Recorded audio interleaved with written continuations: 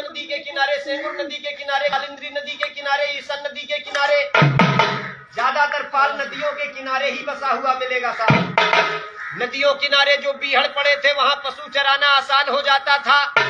वहां की बड़ी बंजर जमीनों को भुजाओं की ताकत से तोड़कर खेती करने योग्य बनाया। होलकर पाल वंश के बुजुर्गों ने खुद का काम करना, खेती बाड़ी करना शुरू कर दिया। होलकर पाल वंश के बुजुर्गों ने खुद का काम करना, पशु पालन करना शुरू कर दिया। तो भैया कहते हैं माया के हैं तीन नाम, परसी, परसा, परशुराम।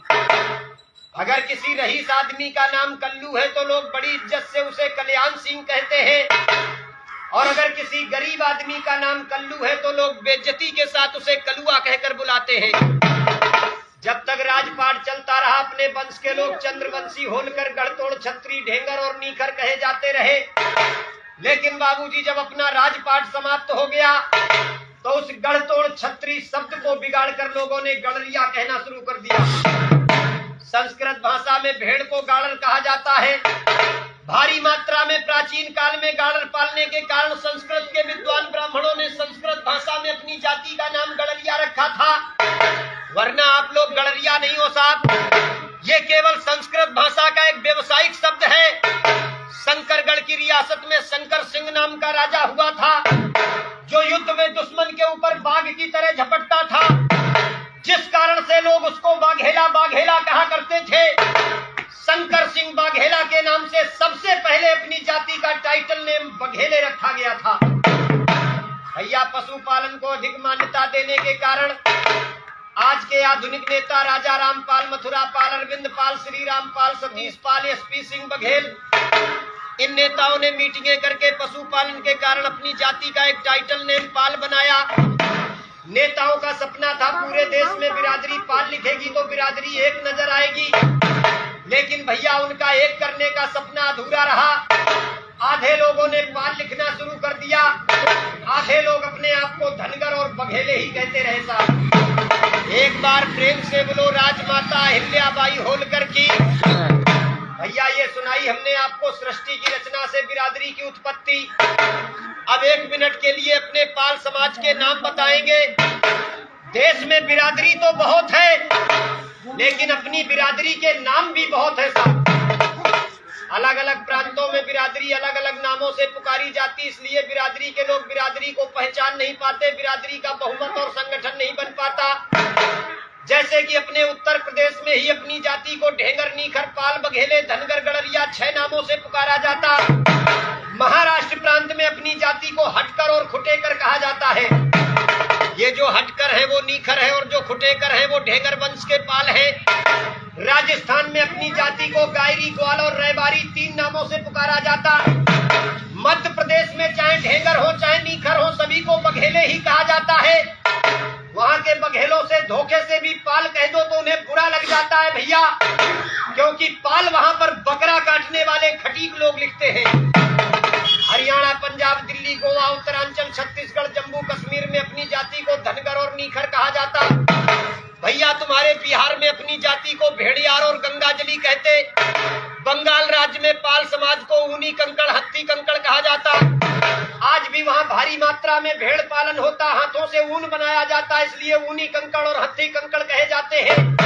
कर्नाटक, पांडिचेरी, उड़ीसा, तमिलनाडु में अपनी जाति को कुरबा, कुरब, देवगौड़ा 3 नामों से पुकारा जाता। भैया कर्नाटक के एचडी देवगौड़ा जो भारत के प्रधानमंत्री बने थे अपने पाल समाज के ही थे साहब, लेकिन नामों की जानकारी न होने के कारण 5 साल तक बिरादरी की सरकार चलती रही। देश के पाल नहीं जान पाए कि हमारी बिरादरी की सरकार चल रही है।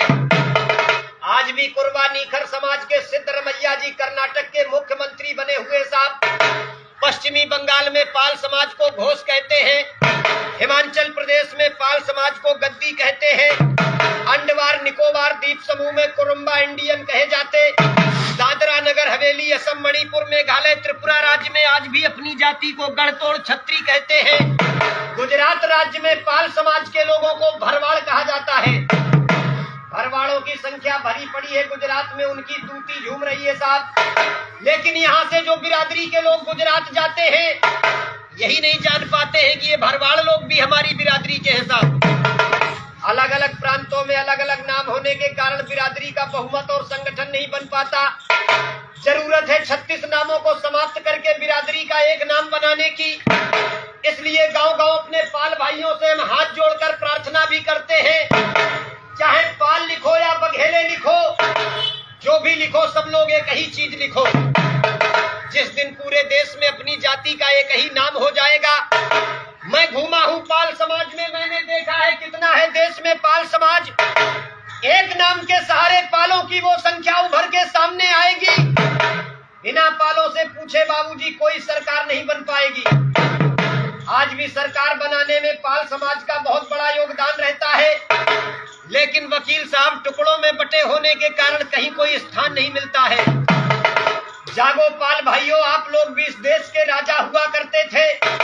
संगठित होकर राज्य में अपना हिस्सा कायम कीजिए। लेकिन पाल समाज में संगठन की बहुत बड़ी कमी है साहब।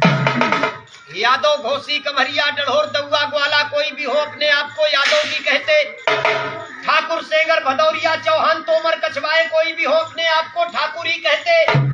लेकिन पालों के विषय में किसी चरवाहे ने कहावत बनाई थी, 3 गड़रिया तेरा हुक्का, आपस में मची है थुक्कम थुक्का। दरवाजे पर कोई बिरादरी का अपरिचित आदमी आ जाए, खूब कहे कि हम बिरादरी के हैं, लेकिन बीड़ी बाद में पिलाएंगे। पहले ये पूछेंगे, ये बताओ तुम नीखर हो कि ढेंगर हो।